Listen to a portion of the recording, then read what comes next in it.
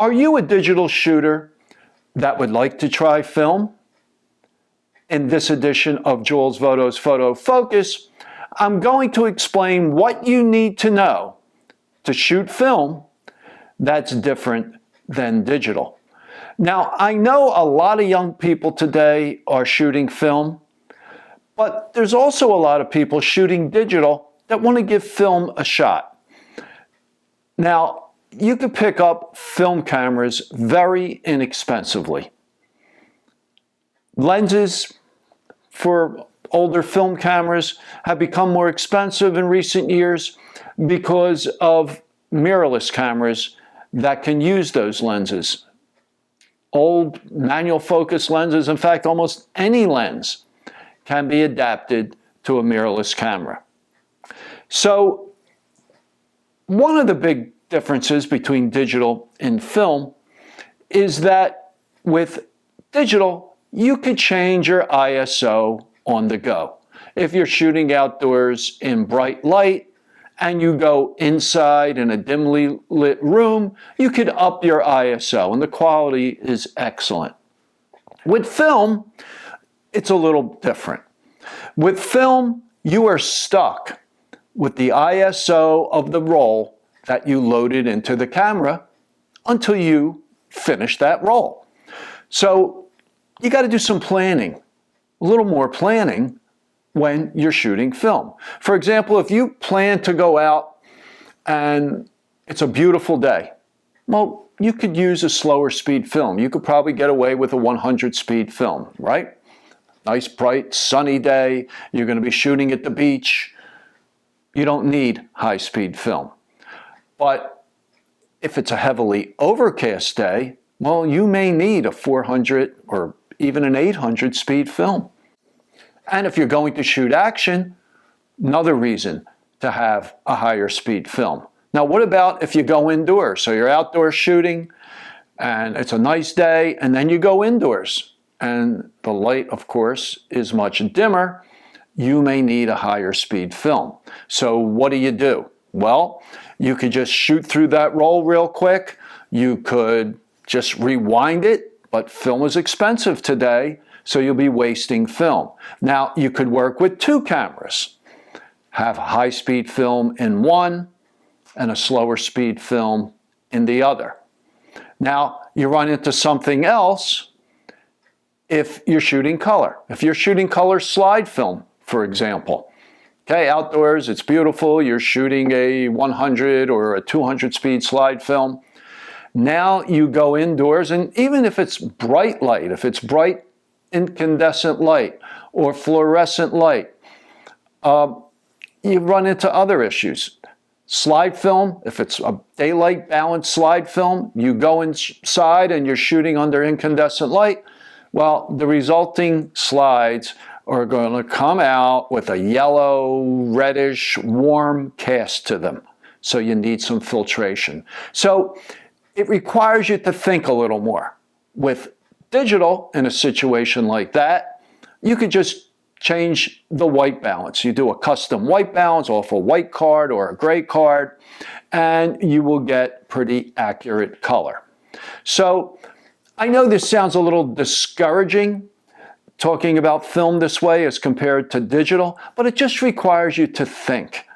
You know, if you know you're going to primarily be outdoors, that the forecast is for a beautiful day, don't worry about it. Shoot 100 speed film, or you can shoot 400 speed film, but if you know it's going to be overcast, if you know you're going to be shooting action that requires faster shutter speeds, well, you just take along a higher speed film, an 800 or even a 1600 speed film. Of course, knowing that the higher the speed of the film, more grain you're going to have. So in a case like this, what film do I load into my camera? It requires some thought. Where with digital, it really doesn't require much thought. You know you could change on the go. Now, another thing with digital, especially if you're shooting RAW, is once you get home, you get to your computer, if you forgot to, let's say, do that custom white balance in that incandescent lighting, well, you could change it on the computer. And if you shot color and you think, you know what, that image would really look better in black and white, well, you could easily convert it to black and white. So that's one of the advantages of digital. Now, almost all digital cameras have autofocus, and it's excellent. Even in low light, even for fast action, much better than the autofocus that was available on film cameras. And autofocus did not become available for film cameras until 1985 when Minolta came out with the Maxim. And then Canon and Nikon got into it a few years later. And the autofocus at that time was not nearly as good as it is today. Most cameras had one focus point that were available. Then they started to add more. Today you have focus systems that cover almost the entire screen.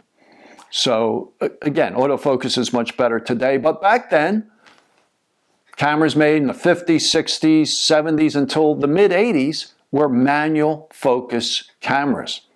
So of course that slows you down, having to focus a camera manually. And if you're shooting with a wide-angle lens, they're more difficult to focus than a normal or a telephoto lens. And if you're shooting in that dim light situation indoors, it's especially difficult to focus a wide-angle lens. So there were options. Some cameras had interchangeable focus screens. So you could swap out one screen for another. You could put in a screen with a split image in the center.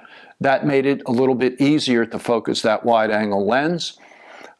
There were other types of screens for some cameras, but most cameras didn't have an interchangeable screen. So you were stuck with the screen that came with the camera. And in the 60s into the 70s, most of those screens were micro prism spot screens.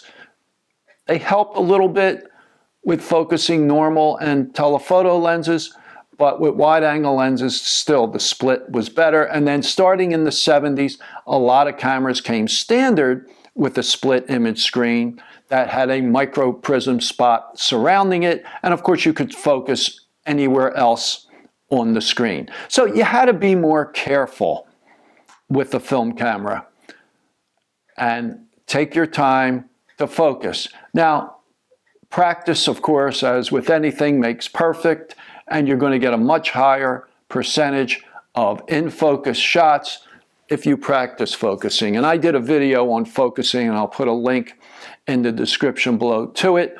And I will also put a link in the description to a video I did on selecting focusing screens. Now, a lot of people today are shooting with those older film cameras, the cameras from the 60s, not so much 50s, but 60s and 70s. And I'm talking about primarily single lens reflex cameras here. Rangefinder cameras are easier to focus in dim light than a film camera for most people. Not for me. I can't use rangefinders. I don't know if it has something to do with my vision or my glasses, but I much prefer an SLR. So those cameras from the 60s and 70s that a lot of people are using because you pick them up fairly inexpensively, they don't have working meters. Even if they have a built-in meter, the meter is not working in a lot of cases, or they require a 1.35 volt mercury battery, which are no longer being made. There are batteries that supply that 1.35 volts, but they don't last long. So you have options there, but in a lot of cases, those meters do not work. So either you can't get the battery or the meter doesn't work. Some do. I have a Nikon FTN that dates from the early 70s where the meter works great. So it varies, but a lot of them do not have working meters. So what do you do in that case? Well, you require some way to measure the light to set your camera.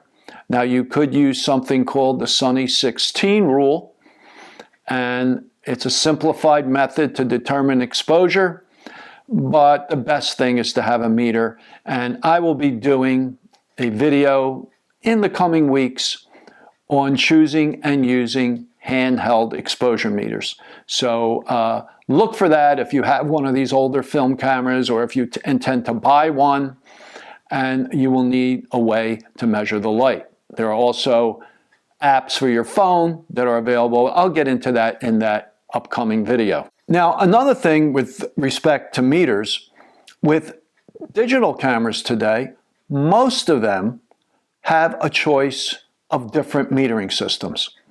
You have something called segmented metering or matrix metering that kind of looks at the entire screen and using computer technology tries to determine what the main subject is, and you get a really high percentage of properly exposed images. Some of them have center-weighted meters. Some of them have the option of an averaging meter that looks at the entire screen and just averages everything out.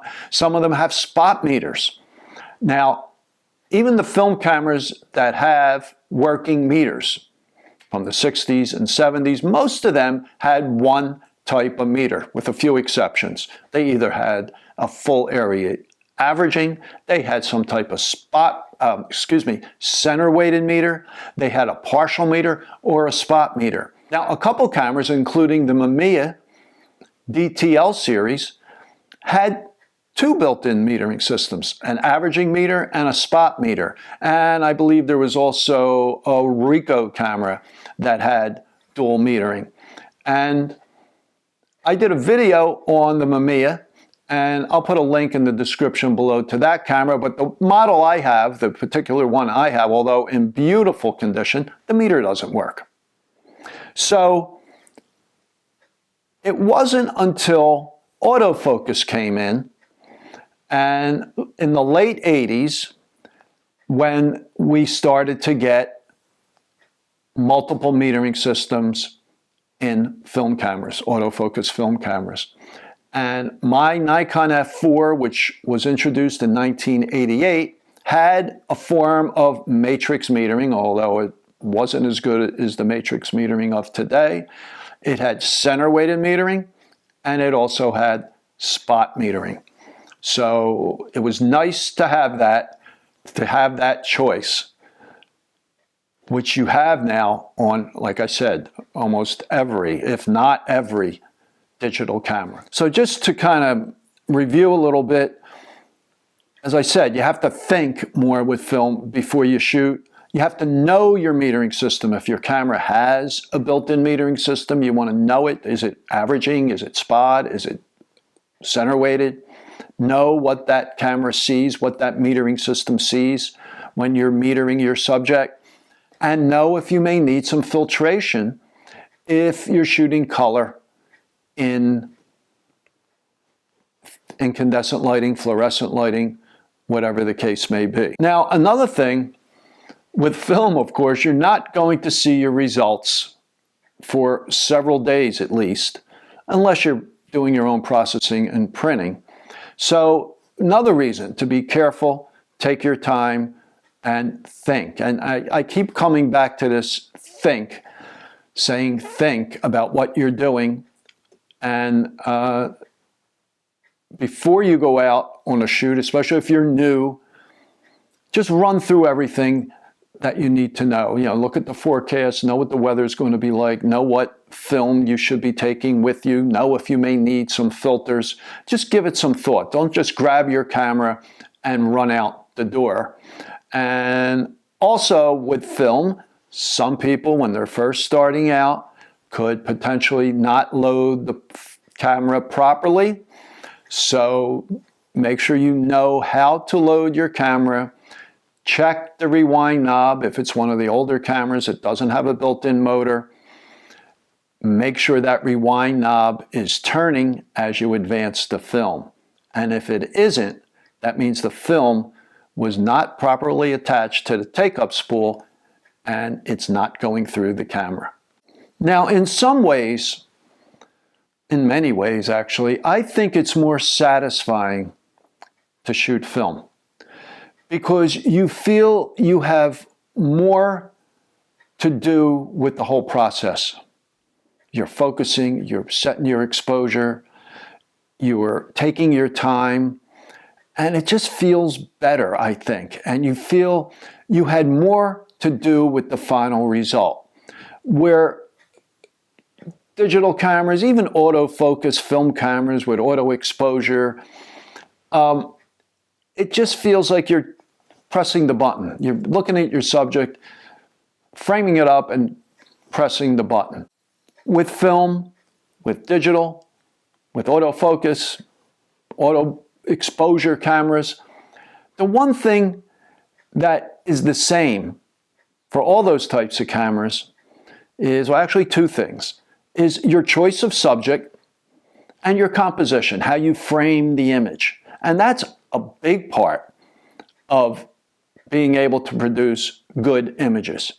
So choose your subject, choose subject you like, look around, take your time, carefully compose your image, and you will have much better results. So let me know what you think about this video. Leave your comments in the comments below, or if you have any questions, leave your questions in the comments below. I always try to respond to all questions and comments. And look for my upcoming video. I'm not sure if it'll come out next week or the week after, but I will be doing a video on exposure meters, as I said. And in case you didn't see my last video, I will now be doing a new video. I'll be publishing a new video only on Wednesdays. Wednesday morning, 11 a.m. Eastern Time. Okay, so if you enjoyed this video, please give it a thumbs up and subscribe to my channel, and look for my next video on Wednesday mornings. So thanks for watching, and I will talk to you soon.